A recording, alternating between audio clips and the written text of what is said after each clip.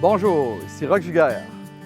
Alors, en cette belle journée ensoleillée, nous sommes actuellement au domaine Joli de Lobinière, un beau parc public qu'on peut visiter.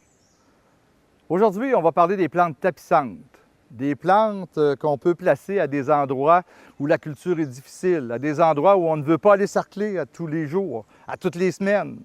Alors, c'est leur job à eux autres, c'est justement de couvrir le sol et d'empêcher les herbes indésirables de pousser à travers eux. Alors, je vous en montre une première. Alors ici, il s'agit de l'ajouga, du bulgle.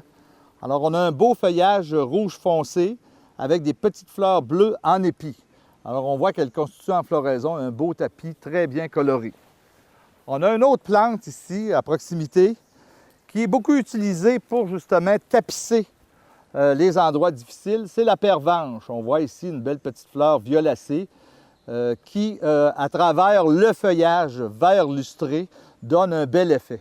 Alors, vous voyez qu'elles font bien leur job, hein, qu'elles couvrent le sol. Maintenant, on va aller en voir d'autres. Comme couvre-sol, j'aime bien le Phlox subulata. Ici, on a un bel exemple, le Phlox mousse Emerald Cushion Blue. Alors, on le voit, hein, il couvre bien le sol. Il y a une très belle floraison. Alors, regardez le nombre de petites fleurs. On dirait qu'il n'a pas de verdure en dessous de lui quand le plant est en floraison. Alors, on voit, après la floraison, bien entendu, il reste un tapis vert qui empêche beaucoup de mauvaises herbes de pousser. Alors, on voit que c'est des plantes très utiles pour nous autres. Donc, je vais vous en présenter d'autres. Alors, jusqu'ici, on a vu des couvre-sols qui offraient une belle floraison. Il y a aussi certains couvre-sols qui vont ne présenter qu'un feuillage décoratif. On en voit deux ici. Le Stachys lanata, qui est un feuillage, on l'appelle aussi les pierres laineuses. Hein, on voit, c'est très, très velouté, grisâtre. Alors, un couvre-sol qui va s'étendre et qui va mettre en valeur les autres plantes. Hein. On sait que le gris, c'est une couleur là, qui met en valeur les floraisons un peu plus vives.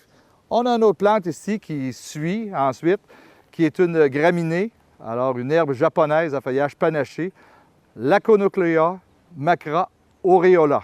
Alors on voit, ça colore, on est à l'ombre ici, et on voit que ça donne de l'éclat là, à cette bordure de jardin.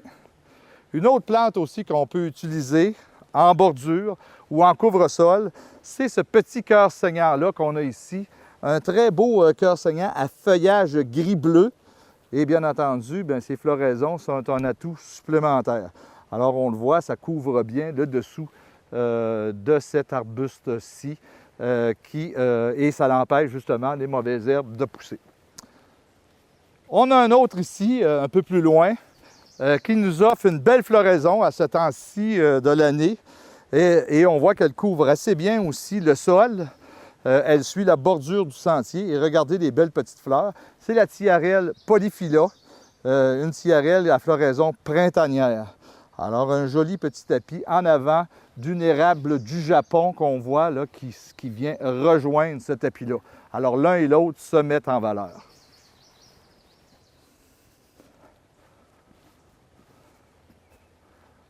La dernière plante dont je vais vous parler aujourd'hui, c'est une de mes préférées. Alors, c'est la prime vert de Cibole, une très belle prime vert qui fait une petite floraison violacée, aussi avec des belles feuilles un peu dentelées, vert luisant. Alors, il s'agit, après la floraison, de couper les hampes florales et ça fait un beau couvre-sol. Alors, vous voyez qu'avec des plantes tapissantes, on est capable d'amenuiser nos travaux de jardinage, de sarclage et on a le temps d'admirer nos fleurs. C'était Roch Giguère qui vous souhaite bon jardinage.